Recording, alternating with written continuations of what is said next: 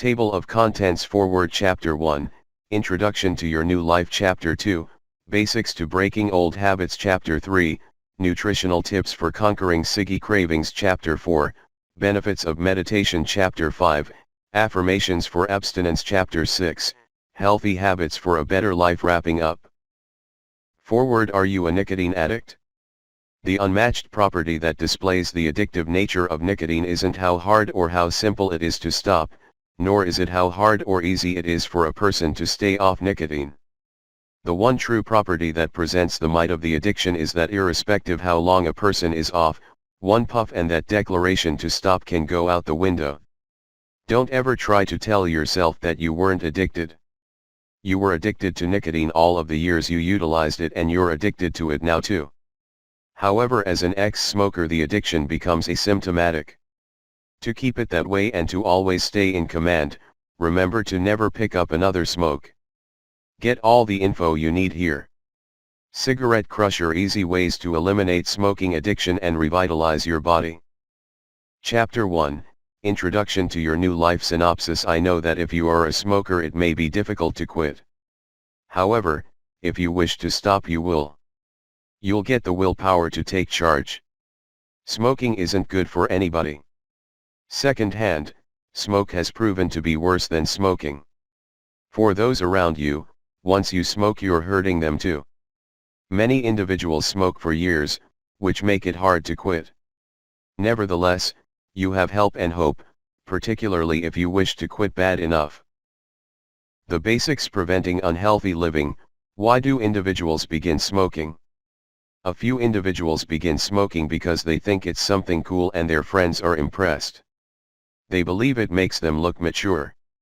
Regrettably, many individuals begin smoking early in life. Many individuals regrettably end up with bronchitis, breathing issues, cancer, and lung disease and so on. As teenagers, we thought it was the cool thing to do, as all of our friends were doing it. We might have picked up the habit watching parents or grandparents smoke. How smoking impacts you, no one knows. What would happen to you if you don't quit until the time comes for you to know. You may get cancer in your mouth, in your lungs, you might have a difficult time breathing, fast heartbeat, you might have problems walking across the room. Many things might happen to you if you don't quit. Ironically, however, a few individuals smoke for years and nothing happens to them. Yet, throughout the years these individuals feel sluggish, tired, and frequently get colds more often. The advantages of stopping smoking: just think, if you quit smoking you won't have to worry about the smell in your home, in your car, or on your clothes. You won't have those nasty ashtrays to empty or wash. You won't have to smell nothing but the air you breathe. If you quit now you'll begin to get back yourself. You'll be able to walk across the floor or be able to breathe without using oxygen to help you. There are a lot of reasons to quit. I wish you the best. A few of the reasons individuals don't quit smoking are because they believe they'll gain weight. Contrary to your notions, smoking will make you gain weight as you begin to age. To improve personal life you must take measures to protect your overall health, which includes maintaining weight, quit smoking, and so on. The steps you take will lead you to a healthier future and a successful conclusion. If you're finding it hard to beat the habit, we encourage you to learn about the drugs inside cigarettes. If it isn't enough to scare you into stopping now, then consider your future, living on life support or oxygen tanks. Chapter 2, Basics to Breaking Old Habits Synopsis. Change is all about results. If you remain off cigarettes and you're living a satisfying life, then that's good. You've exposed your calling, and whatever plan, or lack thereof, that you're working appears to be the right fit for you. In other words, if you're attempting to recover from an addiction, the best thing to do is to do what figures out for you. Instead of taking a hard line on precisely what needs to be achieved in order to recover, traditional wisdom states you should explore and find what works best. Where to start? If someone acquaints you with a program, any plan at all, you must be realistic about it. Recognize that any plan for change is truly just a collection of suggestions. If a change plan is going to work for you, Do you think it's the actual suggestions of the program that bring about the results, or do you think that the results bank more heavily on your personal actions? Just how complicated is a plan of change, truly? It's not what you do, it's how you achieve it. Consider what a great change plan truly consists of. We might break it down like this: 1. Abstinence. 2. A blueprint for living. 3. Support and networking, assisting others. 4. Personal maturation. Really, where is the mystery in this? Certainly, it's a lot of stuff. And no, it's not unavoidably simple to achieve. Individuals fail at change again and again.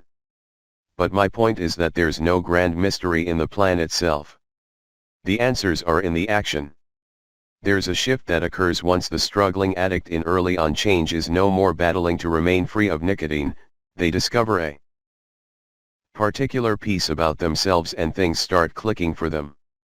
Either that or they relapse. However, the idea of transition is real. Change is split into short-term and long-run change. We do particular things to begin with to remain clean. If we don't alter our strategy eventually and make the transition to long-run change, we relapse. We must change in order to make it over the long run. We must achieve particular things in early on change to remain clean. These are different things for everyone, but the precepts are the same. We require a strong support system, much structure. Some require protection from the outside world, like a treatment center. Still, these things won't keep you clean 5 years down the road or even 1 year out. Those who don't change over to long run, holistic living will inevitably slide back into their old behaviors. No one consciously knows once they're making this jump from short-term to long-run change. It simply occurs. You're able to retrospect, naturally, and discover how you grew through the stage. So how may we know what to do? How may we help the changeover? The answer to this is what the originative theory is all about. The answer lies in the 3 primary techniques: 1. Treasuring self. 2. Networking with others. 3. Push for holistic maturation. Particularly, the push for holistic maturation is a critical component of the transition. I'm not so certain that you're able to plan this sort of growth out specifically, however. What's crucial is to get past the mentality of "I'm just going to focus on my plan and not get distracted with schooling or career or additional things right now." Many traditional plans don't encourage holistic maturation, so if you focus on them, then you're going to be doing so at the exclusion of additional growth opportunities. All the same, maturation involves change. We either move onward in change or we slide back. So my proposal is to seek holistic growth opportunities right from the beginning. Find ways to diversify and grow or learn outside of the limits of traditional change. This may include things like physical fitness, nutrition, meditation, training, the arts, learning new skills, building new relationships, etc. The transition occurs once you grow beyond the minute focus of your early change efforts. Once we're working a traditional plan of change, we tend to have a restricted view in that we perceive all potential growth as being one-dimensional. Maybe the 12-step model has facilitated this idea, as the 12 steps are plainly ordered and are in sequence. Still, in holistic living, maturation may be expansive and nonlinear. Regardless what program you're working, most individuals don't grow at a regular pace in change. Many of us careen around for a while to begin with, trying to find our footing and merely get through the cravings and urges of every day. Later on, once we have been making holistic growth attempts, our maturation in change may be explosive.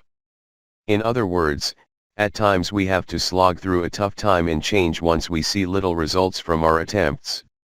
The payoff comes eventually once all of our holistic maturation attempts begin paying off down the road at some point.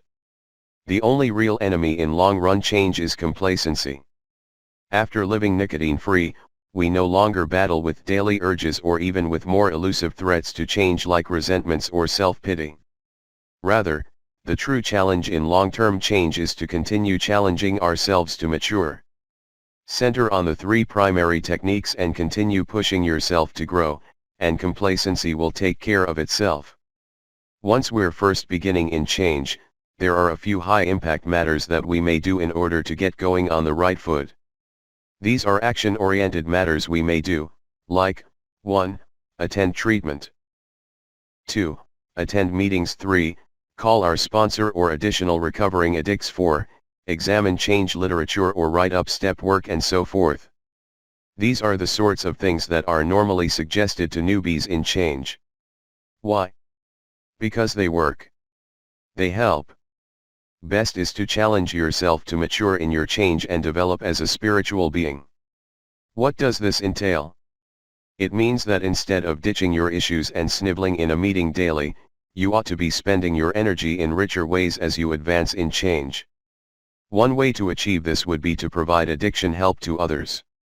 You may likewise seek to discover new ways to grow outside of the limits of traditional change. For example, the 12-step plan typically centers on spiritual growth solely. This is a short-sighted viewpoint, and to really recover you have to heal your life in additional ways too, including physically, emotionally, socially, etc. In order to recover, you have to live this way. Chapter 3, Nutritional Tips for Conquering Ciggy Cravings. Synopsis: blood sugar plummets in a lot of people when first quitting. The commonest side effects experienced during the first days might frequently be traced back to blood sugar issues. Symptoms like headache, inability to focus, vertigo, time-sensing distortions, and the ubiquitous sweet tooth found by many, are frequently affiliated with this blood sugar drop. Think about the food. The symptoms of low blood sugar are essentially the same symptoms as not getting enough oxygen, similar to reactions experienced at high altitudes. The reason being the poor supply of sugar and/or oxygen means the brain is getting an incomplete fuel. If you've plenty of one and not plenty of the other, your brain can't operate at any sort of optimal level. Once you quit smoking, oxygen levels are frequently better than they've been in a while. However, with a modified supply of sugar, it can't properly fuel your brain. If you use food to raise blood sugar levels, it literally takes up to 20 minutes from the time you chew and swallow the food before it's discharged to the blood, and thus the brain, for its desired effect of fueling your brain. Cigarettes, by carrying out a drug interaction, get the body to give up its own stores of sugar, however not in 20 minutes, however commonly in a matter of minutes. In a way, your body hasn't had to give up sugar from food in years. You've done it by utilizing nicotine's drug effect. This is why many people truly gorge themselves on food upon quitting. They start to go through a drop in blood sugar and instinctively get hold of something sweet. Upon finishing the food, they still feel symptoms. Naturally they do. It takes them a moment or two to eat, however the blood sugar isn't hiked up for another 18 minutes. As they're not feeling instantly better, they devour a bit more. They carry on eating increasingly more food, moment after moment, till they at last start to feel better. Again, if they're waiting for the blood glucose to go up, we're talking of 20 minutes after the first swallow. People may eat a lot of food in 20 minutes. However, they start to trust that this was the amount required before feeling better. This may be replicated many times throughout the day, therefore causing many calories being ingested and inducing weight gain to become a real risk. Once you abruptly quit smoking, the body is in sort of a state of loss, not willful how to work normally, as it hasn't worked normally in such a while. Generally by the third day, however, your body will readjust and relinquish sugar as it's required. Without consuming any more, your body will simply work out how to govern blood sugar more efficiently. You may find, however, that you do have to change dietary patterns to one that's more regular for you. Regular isn't what it was as a smoker, however more what it was before you took up smoking. A few people go till evening without eating while they're smokers. If they attempt the same process as ex-smokers, they'll have side effects of low blood sugar. It isn't that there's something wrong with them now, they were abnormal previously for all pragmatic purposes. This doesn't mean they should consume more food, however it may mean they have to redistribute the food consumed to a more scattered pattern, so they're getting blood sugar doses throughout the day as nature truly had always intended. To downplay a few of the true low blood sugar effects of the first few days, it truly might help to drink juice throughout the day. After the fourth day, however, this should no longer be essential, as your body should be able to give up sugar stores if your diet is normalized. If you're having problems that are indicative of blood sugar issues beyond day 3, it wouldn't hurt speaking to your doctor and perchance acquiring some nutritionary counseling. Chapter 4, Benefits of Meditation. Synopsis: Decently executed meditative breathing sessions may contribute to the arresting of treating of respiratory sickness. In a few severe cases, the aid of a breathing apparatus is paramount in ensuring the person gets the vital air needed to continue functioning. Utilizing meditative breathing techniques, it's possible to slowly wean these patients of the breathing machine. Calming. As the first and commonest steps in meditation sessions call for the practice of breathing, and becoming very aware of the sounds and feelings this breathing makes, the person is able to train the brain to adjust this breathing patterns to suit the need at hand. Like any other muscles in the body, the diaphragm may get slothful when not used to its optimal workings, so through meditation the person is encouraged to visualize the actual diaphragm enlarging and contracting until the desired optimal state is attained. These deep breathing exercises are only good if the meditation session is done consistently and cautiously. The deep, even slow movements of breathing caused by meditation calms the mind and body. Through meditative breathing methods, the breath in the lung cavity is increased, and this helps to increase the oxygen levels in the bloodstream, which successively harmonizes the mind and body to combat any respiratory sickness effectively. Many respiratory diseases obstruct the breathing patterns at assorted stages, due to blockages. Simply breathing harder or faster won't help the congestion. All the same, the meditative style of breathing exercises produces better and fuller breaths. A few illnesses require particular styles of meditative breathing. Asthma is one select example. Although asthma manifests as a physical symptom, a healthy breathing strategy will help the person address the emotional state of mind that bring on such an attack. Bronchial asthma is a different respiratory sickness that may be helped by meditative breathing exercises. Perhaps not to the extent of curing the disease, but surely to help make the patient more comfortable and less stressed. Chapter 5, Affirmations for Abstinence. Synopsis: You are able to utilize affirmations to get yourself thinking and feeling that you do not wish to smoke. All the same, you do not wish to put in references to smoking in your affirmations, merely as you already have a notion that smoking is enjoyable. Once that association has been made in your subconscious mind, any idea of smoking is going to activate a potent desire to smoke. Rather, you are able to use affirmations to emphasize the benefits of not smoking, without bringing up smoking at all. Affirming it: here are a few examples. I love being able to breathe freely. I love taking exceptional care of my body. I nurture my body with sound habits.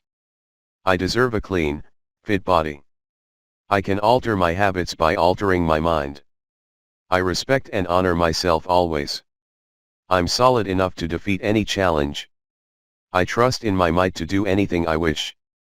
How to use reinforcement affirmations work best when they're recited repeatedly and while giving your full focus to them. Not only should you say the words, all the same you ought to likewise do your best to bring forward the corresponding sense associated with the words. For example, if you state, I feel so strong and empowered, you ought to in reality make an attempt to feel that way. This does take practice if you're not used to controlling your emotional state. All the same, it gets easier the more you do it. Constant repetition a lot of times a day is crucial also, because you're trying to reverse existing beliefs in your subconscious mind.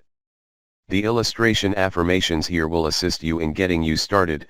All the same, feel free to compose your own too. Affirmations do take time to totally sink into your subconscious mind. All the same, just like your old notions were formed, consistent repetition and reinforcement will assist them in becoming lasting. Chapter 6, Healthy Habits for a Better Life. Synopsis: Do you sweat the small stuff? Do you find strain has increased in your life due to gloomy episodes? Are you searching for a fresh lifestyle, yet find it hard to relax and find answers? We have many choices in the world, which gives us the convenience of having fun while choosing a better lifestyle. When altering your lifestyle, you'll likely have to make decisions that will be hard, yet you are able to do it if you consider yourself and not others. Remember, stress leads to smoking. Change it. We all have to learn how to relax and take care of ourselves so we may see a brighter future. We all have to make our life simple. Keeping it simple will help reduce stress. Occasionally we have to give up our homes.